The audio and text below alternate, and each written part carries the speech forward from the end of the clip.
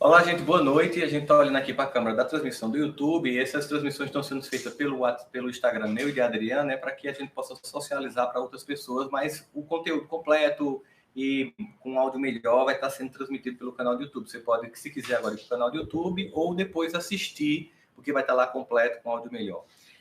Nós estamos aqui no momento que a gente vai refletir um pouquinho. Nós não vamos abrir hoje para perguntas, mas diante do quadro que é provável que a gente comece a ter que ficar em casa, a gente vai se disponibilizar a fazer outras lives. Obviamente, com certeza, a Adriana vai fazer um collab, porque ela vai estar na casa dela ou na minha casa. Vamos tentar entender o seguinte. Antes de começar mesmo, a Adriana, que é uma pessoa que tem 2 doutorados, pós-doutorado, foi a médica que descobriu a relação entre o Zika vírus e a microcefalia, conhece muito disso. Eu queria fazer algumas observações iniciais. Ninguém aqui vai tentar convencer você de que o vírus existe, ou que ele é irreal, ou que foi criado, porque essa é uma discussão agora que não adianta mais. Mesmo que você acredite que ele foi criado como arma biológica, ou que realmente surgiu da natureza, ele está aí. A gente tem que se concentrar no que a gente deve fazer para minimizar os impactos que isso vai provocar na nossa vida física e emocional. Não só na nossa vida pessoal, porque provavelmente, a não ser alguém que esteja nos assistindo e viveu, estava lúcido na época, ou era muito maduro na época, para entender a atmosfera psicológica durante a Segunda Guerra Mundial, que terminou em 1945, essa talvez seja a primeira vez na história humana, na nossa história humana aqui, a gente presencialmente, que a gente esteja sentindo isso, porque, por exemplo, algo parecido foi o atentado do World Trade Center, mas aconteceu num país, a gente só acompanhava as notícias, a gente não vivia aquela angústia, não havia uma ameaça, um momento, e não havia uma ameaça de que fosse haver um aqui em todos os lugares do mundo, diferente do vírus, né? Vocês viram que até, por exemplo, Donald Trump, que inicialmente resistiu, diariamente está na Casa Branca, fazendo comunicados, dando entrevista à imprensa, assumindo a responsabilidade de que se equivocou no primeiro momento e que agora tem que assumir e que há uma necessidade muito grande. A Adriana tem explicações que eu acho interessantes, que vai cobrir muitas das perguntas mais comuns que as pessoas têm sobre as dúvidas médicas. Enquanto isso, a gente vai num bate-bola para discutir um pouquinho sobre as questões também de ordem emocional. Adri, fica à vontade aí para iniciar essa Pois é, gente. Na realidade, a gente vem, nos últimos tempos, vendo algumas epidemias, né? Então, acho que começou com a epidemia da AIDS, muita gente mais nova não acompanhou, depois teve HN1, várias epidemias. O Zika foi um divisor de águas porque realmente acometeu crianças, né? Foi complexo. A partir daí, a gente começou a não desvalorizar tanto o vírus. O grande problema nosso com o coronavírus, o novo coronavírus, é porque, na realidade, as 2 primeiras versões, apesar de ter, porque tem o coronavírus 1, que foi o SARS, que começou na China em 2000, e depois teve um novo corona, que foi no Oriente Médio. Eles não saíram muito de controle, apesar de matar muito, eles não se espalharam dessa forma que estão se espalhando. Não era tão virulento como esse. Ele não tinha facilidade de se espalhar como esse. Esse, apesar de matar menos do que os outros coronas, ele está se espalhando muito mais.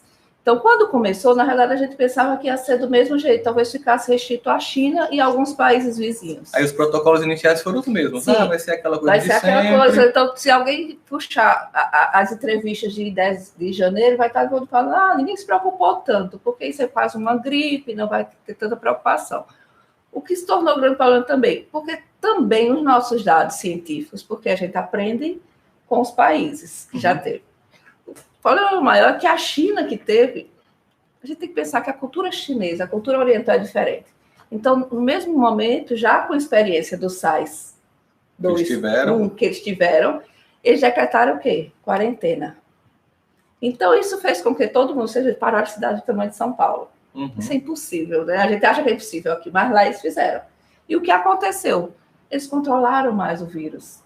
Então, lá, apesar de ter muitos casos, mas são bilhões de pessoas. O que é que aconteceu? A velocidade, apesar de ter continuado se espalhando, mas foi muito mais contida. Quando ele sai da Ásia e chega na Europa, que não foi tomadas as medidas de quarentena, aconteceu o que está acontecendo na Itália. Porque eles acharam também que podia não ser tão sério, e aí... E assim, fica pensando, existe uma balança. Prejuízo econômico, parar, né? A economia de um país inteiro do planeta.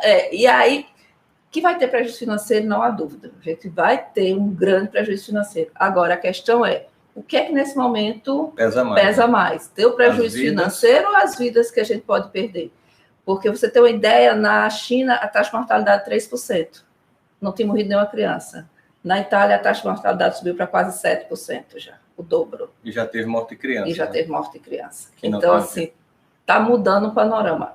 Eu já recebi notícias hoje que o sistema da França, porque eu vou explicar algo depois, o que acontece é que, como ele se espalha rápido, muitas pessoas adoecem ao mesmo tempo.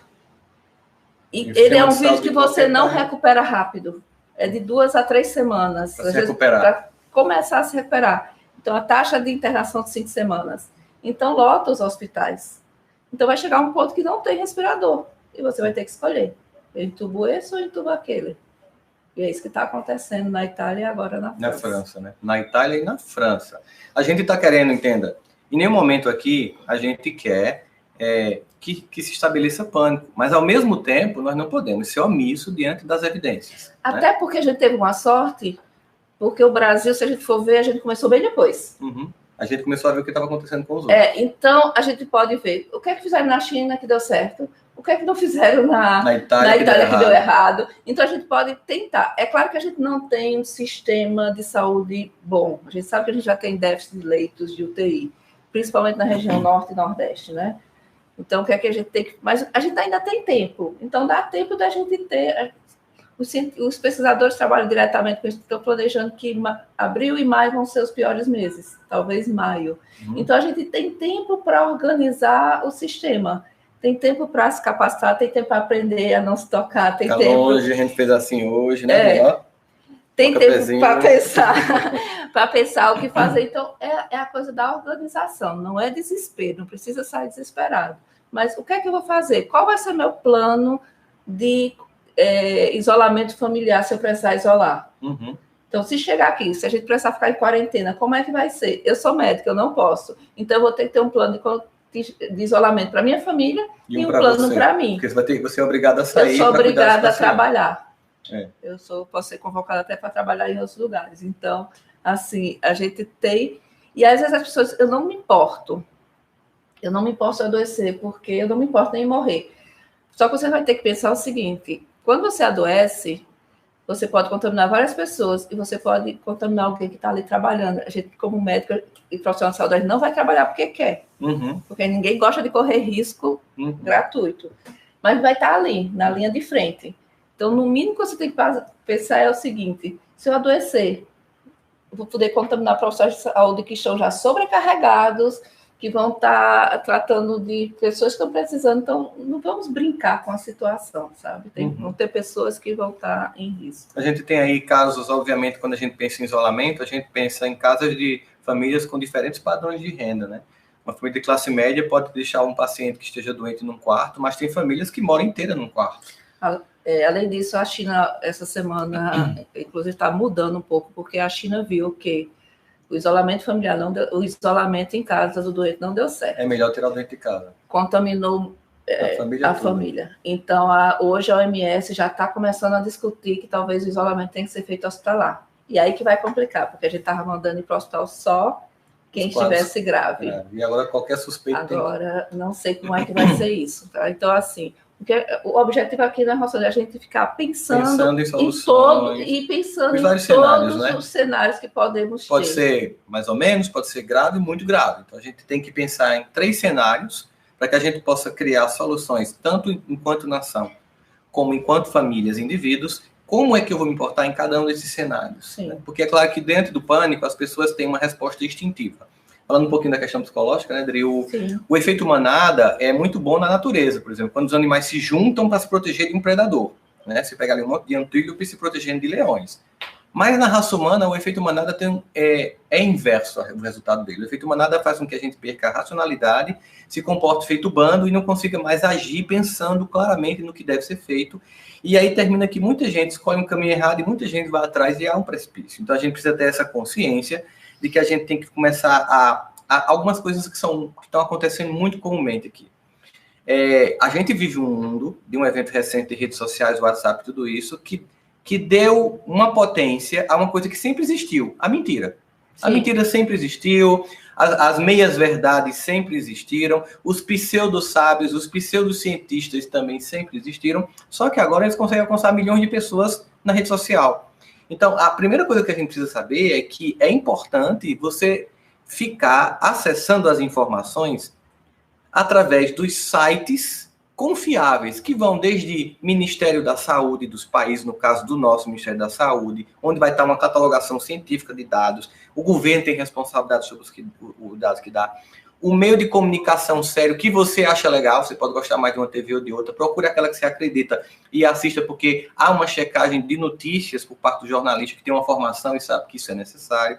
Então a gente precisa tentar evitar, também está passando o vírus da desinformação, também está passando o vírus do desespero e também está se contaminando com tudo isso. É importante que, diante desse evento, a gente também comece a lembrar o seguinte: nós, seres humanos, somos o resultado de uma vivência coletiva. O processo civilizatório que nos colocou até aqui hoje e irá continuar nos colocando neste planeta no futuro é resultado de nós estarmos unidos, de estarmos juntos. Se quem tivesse vencido a evolução tivesse sido os mais fortes, quem estava dando essa entrevista aqui era um Tiranossauro Rex, e o Tiranossauro Rex não é o mais forte, é o mais flexível, o mais adaptado e o que se uniu em torno de um interesse comum. Nós precisamos manter esse mesmo foco agora, para que a gente pare de espalhar mentiras, pare de espalhar notícias. Se você receber alguma coisa no seu WhatsApp, aí alguma coisa assim, em torno da conspiração, mesmo que você acredite, fique para você, porque isso não vai colaborar para ninguém. Como eu disse no começo, se foi um vírus criado em laboratório ou não, a realidade é que ele está aí, a gente tem que saber como agir emocional e do ponto de vista médico, para que a gente tenha os menores impactos possíveis, porque os impactos já estão acontecendo, né, Adriana? O que eu acho que é isso, né? Então, a gente pode começar com medidas simples. Uhum. Então, hoje, a gente chegou aqui, a gente não se cumprimentou, porque o brasileiro é muito, né, de abraçar, Então, a gente tem que pensar nisso. Não abraça, oi, tudo bem? A gente tem que pensar que se você está, nem que seja gripado, e você acha que não é nada, coloca uma máscara, porque a máscara, a gente já discutiu isso, ela não protege, porque a gente, na realidade, outro trabalho mostrou que os profissionais que se contaminaram na China, eles se contaminaram na hora de retirar as roupas de proteção, tá? Então, é muito difícil você não se contaminar com algo que está contaminado. Então, na hora que você coloca a máscara e sai por aí, às vezes você tem uma chance de contaminar até pelaquela falsa sensação de segurança. Uhum. Então, eu vi muito no aeroporto, eu viajei esses dias, pessoas tocando em corrimão, andava assim, segurando o corrimão a vida toda. Aí depois bota a mão aqui no rosto, quer dizer, se você já está ali. A máscara, com uma hora, se alguém já usou máscara, sabe que você vai falando, vai ficando meio mole. Então, aqueles poros vão abrindo da máscara. Uma hora depois... Os vírus estão tudo ali, tudo você está ali, na sua boca. Então, você não está mais com o vírus longe, está aqui na sua boca. Né? Então, assim, tem que ter muito cuidado ao usar isso, a decidir usar. Mas é isso, filas, vai todo mundo. Então, as clínicas vão ter que mudar. Eu já estou fazendo na minha clínica, pensando como é que vai ser, porque talvez voltar com hora marcada, você espera não ter mais que 2, 3 pessoas numa recepção. Atitudes que você vai ter que pensar que vai ter que mudar. São os ambientes, assim, Adriana, que já se foi diagnosticado como os ambientes de autocontágio, por exemplo, academia. Muita gente se pergunta. Tudo que tiver alta mobilidade, muita gente passando, e vai tocando ter. Em coisas. E tocando. Por exemplo, caixa de banco. Sim. Você vai lá, digita. Outro vai lá e digita. Pegou na mão, se botar na boca. Quantas pessoas digitaram? Quantas pessoas digitaram ali. Então, tudo que tem alto toque, alta frequência de toque, vai ter uma chance maior. Outra coisa que a gente não sabe muito do vírus, como toda doença nova, a gente não sabe muito. Então, a gente não sabe quanto tempo sobrevive. Primeiro começaram a falar que vivia 9 horas em superfícies. Hoje já se tem estudos mostrando de 3 a 4 dias. Uau! Então, assim, mas então, a grande vantagem dele é que ele é fácil de matar. Porque o coronavírus ele tem uma camada de gordura em volta.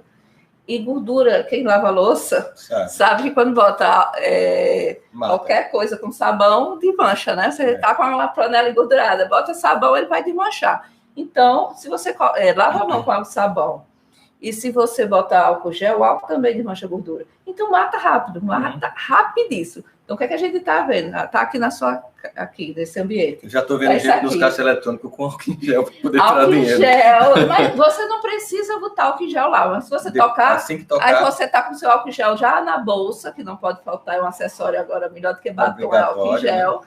Você vai, coloca ali.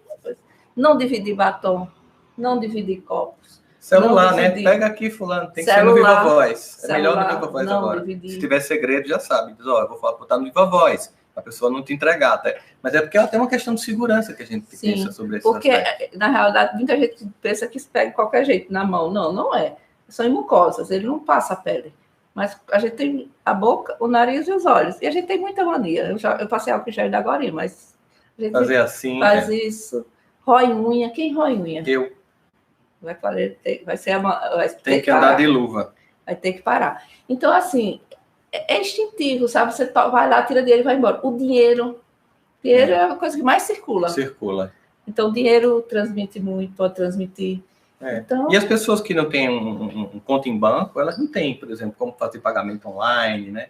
Então, assim, a gente tem pessoas que, de fato, vão precisar dessas coisas todas e vão ter essa dificuldade. O álcool em gel, ele também pode ser o álcool. A gente fala álcool em gel porque... há algum tempo foi recomendado não se usar álcool líquido por conta do risco de incêndio, tá? Mas na falta, o álcool vai ser serve. Necessário. E o sabão, água e sabão é extremamente... só tem sabão em pedra, não tem dinheiro para comprar álcool em gel. Minha gente, água e sabão, tá? Se ele tem uma capa gordurosa, sabão em pedra com água vai resolver. Na falta do álcool, que já está faltando em vários lugares, está faltando álcool em gel e álcool. Mas aí tem até as formas de como fazer sabão, né? Que é óleo, aproveita, pega. Então, assim, a gente vai ter que se reinventar. Por exemplo, acabou máscara. Todo mundo estava rindo de um chinês que estava usando um sutiã. Mas ele tem eficácia, o sutiã. Porque ele tem aquele mesmo formato. Agora tu deu inspiração para muita gente. Então, assim, se precisar, quem tiver doente na falta de máscara... Quem assistiu o MacGyver sabe, né? A gente tem que criar uma solução. Eu acho que, assim, a gente tem que... como eu disse, não há motivo de desespero, mas eu acho que a gente começa a ter algumas ideias. O primeiro focou muito nisso. Como a gente deve prevenir, né? Lavar as mãos e tal. Mas aí a gente fica pensando que é só lavar as mãos de vez em quando. Não, é lavar as mãos sempre que tocar em uma superfície. Eu estou tocando aqui, eu não sei se qualquer está coisa lava a mão. Porque vírus eu não vejo. Sai daqui ou lava a mão ou álcool gel.